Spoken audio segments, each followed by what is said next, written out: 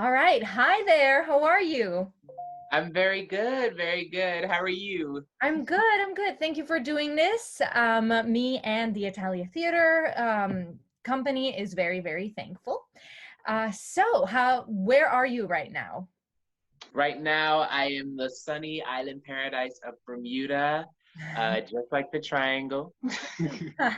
Nice, nice. All right. Why don't you introduce yourself to all our viewers? Hi, everyone. My name is Marcus Zebra Smith. I'm 24 years old. I'm from Bermuda, like the triangle, and I am preparing to move back to New York City soon. Yes, because you just got the O1 Oh, visa. one visa approved. We love that. We love that. Okay, well, so excited to interview you. We did a little, like a very little project together once where we were all both dressed so well and we looked so glamorous. And So we glamorous. had to shoot on what bridge was it? Was it the Williamsburg Bridge? No, it was the Brooklyn. It might have been Brooklyn, but like underneath. Yeah, whatever. It was cool. I'm glad that we met on that set. And yes, Yeah. I'm glad you're here today. So, my first question is probably very annoying because you might have had to like answer it all the time. But where does the name Zebra come from? Is it your actual middle name or No, it's not my actual middle name, but it actually came from a series of shortened nicknames. So I think growing up, I felt like zebras were that one horse. I was like, fuck it, I'm about to be so different, and like had stripes and was just a little different from regular horses. And I always kind of felt like that one horse. And then as I grew up, I started with the name Zebra Kid. I was at a public speaking competition in, was it Vancouver? Calgary.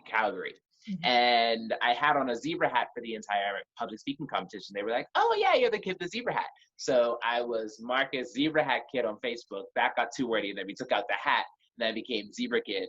And then in my second year of college, I was in a production of Hairspray, and there was a Marcus and a dumb Marcus. So I was like, "Oh well, you guys can just call me Zebra Kid." And they were like, "That's too long. We'll just call you Zebra." And I've been Zebra ever since. Yeah, I like it. I like it. Well, that's a long story. I'm glad that I asked that question, actually. Yeah, a lot of background, a lot of background. Okay. So why don't you tell us a little bit about like your work, right? I mean, from what I saw is like you're very present on social media, right? You started TikTok recently. I And did. yeah, why don't you tell us a little bit about that? Like, I mean, of course you're doing really well at adapting to like the times, right? And the platforms that are available. So what do you love about it and like what message are you sending out? I just love that we have the opportunity to share, and that because we live in this technical age, we have so much access to a memory book of everything we've ever done. Like I've been on Instagram since I was maybe in my second year of middle school. Right. So I've documented my life from middle school all the way up until now. So if anytime anybody wants to see what I was doing at a certain point in time, like I've always created my own hashtags. So if you search certain hashtags, it'll jump you to different parts of my life. Like currently, I'm doing something called a year to share on Instagram, where I'm trying to share a little piece of my life for every day of the year. Because last year I shared only like 66 posts on Instagram. I was like, wow, that's not even a quarter of the year. And I had the most eventful year of my life. So to feel like I wasn't actually sharing how much I was doing felt kind of wrong because like that's what social media is for. It's for interacting, for getting more information out there. And with TikTok kind of started in the age of quarantine. Like it was already around, but it really picked up then. And one of my friends was like, "Well, you should try TikTok," and I was like, sure. Yeah. And it's just the format just works for me. 15 seconds is plenty of time to make a good amount of impact, to get enough dance moves in there, to get a laugh in, get a joke in, but it's not so much pressure where you have to spend your entire day planning out how to do this 15 seconds. Right, right. That's interesting because to me, like the only, I mean, I'm whatever, I'm reluctant and whatnot about TikTok, blah, blah, blah. But like, it seems like you have to put so much thought and effort into it, actually. So it's not, it's like pretty easy. Yeah, I mean, it's pretty straightforward. I think what it is that there's so many different facets of TikTok. You know, you have your comedians who do a lot of the voiceovers, and they'll have like little sketches that they do. And then you have the dancers who have, you have your series of moves that are all the same. And Right. it's just different orders, different sequences. And, each vein of TikTok, it kind of lends itself to each different type of user. So you kind of find your vein, and then those will be the videos that you make. There's the Mm. makeup gurus that have all the transitions where you're like, boom, and suddenly their hair and their face is different. And you're like, wow. So you just find what suits you and then follow that. Okay. Well, you make it sound easy. I could try it out. Totally. I recommend it. Um, so what you're I just see that like you dance so much, right? And it's like so nice to see. And I just want to know like what your main practice is, right? Because I know that you graduated with a BFA in drama, right? I did, yes. And I just want to know like what is the transition, like maybe you didn't necessarily go into acting, but I don't know, like what are you doing, how much is dance part of it? I'm doing a bunch of stuff. I'm doing a bunch of stuff. I think what helped was that I did a dance minor within my drama major. So, I mean, the dance minor, it's so helpful. You get exposed to so many different styles and techniques, and it's just wonderful to touch in all these different like elements. And I think it played a big part in the opportunity realm of being a performer, because if you can do one thing, that's great. If you can do several things, that's even better. And the more things you have under your skill set, the more likely that snowball effect is going to happen when you get a good job. And You get recommended to this person and that person and this person, but you have to make sure that your real house is ready to work. right. So dance has been a huge influence solely because I'm primarily a dancer, and to be able to get my acting to where my dancing is, it just allows me more and more avenues to go down. If I want to go this way, that way, I have every opportunity to do so. Gotcha. Okay, do you sing at all? I sing a little bit, yeah. Recently, I was in the Christmas pantomime here in Bermuda, where I was Prince Florizel of Fantasialand.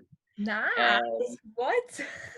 yeah, Wow. the panto is kind of like a kids musical, it's theater for kids, meant for families. And I have watched it growing up. I've been a part of them in the ensemble, and then this past year was my opportunity to be the prince, and it was really fun. I sang Old Town Road, Old Town Road, and The Greatest Show from The Greatest Showman.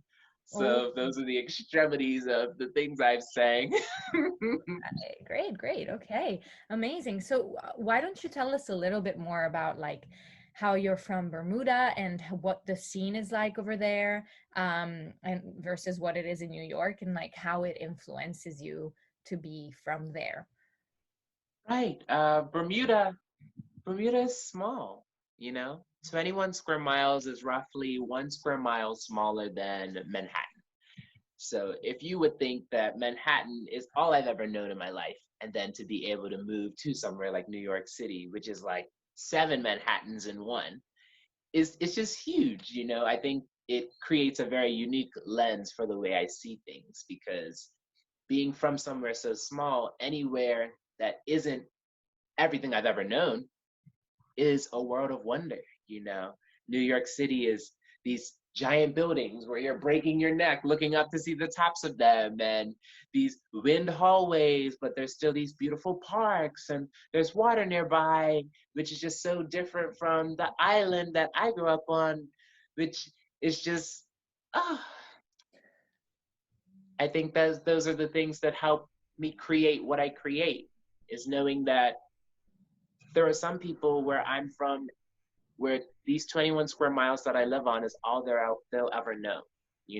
They may not leave, they may not travel, but if I can share what I'm doing in different parts of the world, every adventure that I go on, anything that I get invited to do, that might be one extra thing that another Bermudian gets to see, or somebody who is from somewhere small who sees someone else from somewhere small and says like, maybe I can do it too, or maybe that's a dream that I can follow as well. So I think I'm doing it a little bit for myself, a little bit for all of my people, and for anyone who's ever been from somewhere small trying to make it in somewhere big.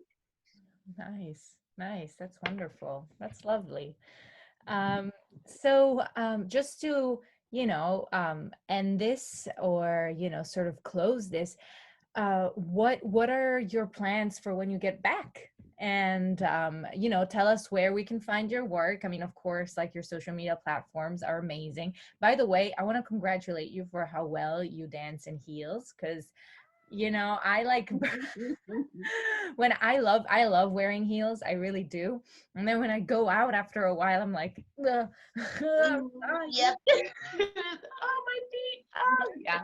but oh my God, you move so well in heels. Really, I've Thank gotta you. I've gotta learn." Lots of practice, lots of practice, It's just finding a pair of heels that feel stable. Some heels are meant to be cute.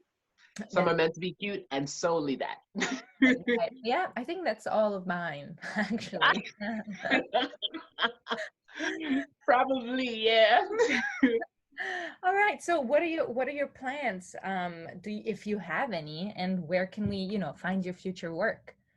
My current plans are I'm looking for an apartment, man. I'm moving back, so I need somewhere to move into. If anyone knows of any great apartments around nearby, I'm not trying to be too far out of the city, but hey, there's that. And then I will be working with a company called The Rebirth of Rabbit's Foot.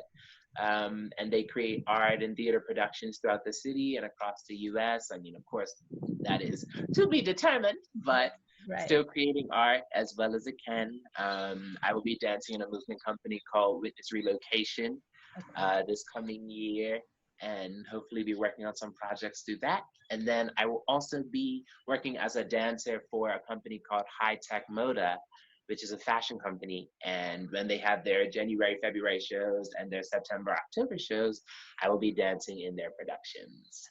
That's so exciting. Oh my gosh, I love it. I love it. That's really, really exciting. And do you see yourself, like going down that road till the end, or like are you planning on going back to Bermuda, maybe, or do you plan to just stay in New York? Currently, I'm planning on like being in New York and residing there. Like that's my new pinpoint in the world. Like, bing, New York City. Just because there's a lot of opportunity, and I want to be there for the rebuild of the industry. I feel like when the industry decides to get picking up and going again, it's gonna be incredible. And if you can ride that wave and you can be there when the timing is right, it would be incredible. I'm open to whatever. I'm just in the meantime working on my wheelhouse. I'm starting up aerial, so I actually have a class later today. Oh my gosh. Wait, what? Oh, tell us Yeah. more about that. That's so exciting. I'm doing aerial silks, I'm taking up lyra, and I'm also doing a little bit of aerial yoga. So Whoa. getting a little bit of aerial in my system. I've done it a couple times, but now I'm trying to add a couple more things to the wheelhouse before I go back November 3rd. Ah! You wanna highlight that. You're like November 3rd. I I'm need back. somebody, I'll be somebody, okay? Let me know. Love it. I love it.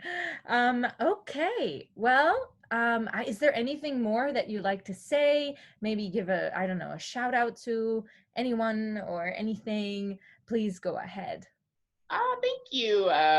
Most of my social medias are all the same at Tizzebra, Tizevra. Make sure you put two Z's. It's like Shakespeare said it, who is it? Tizzebra. Ding. And I am just sharing my content. It's the same on Instagram, same on TikTok, and then I'm also sharing on Facebook, but Facebook is usually a lot of my Bermuda friends. But you can find me on there too, Marcus Tizira Smith. Amazing. Okay. Thank you so, so much. It was lovely to talk to you and good luck with everything. And I'm looking forward to see what you do when you get back on November 3rd. November 3rd. Yes, thank you so much for having me. Of course, no problem. Bye. Bye.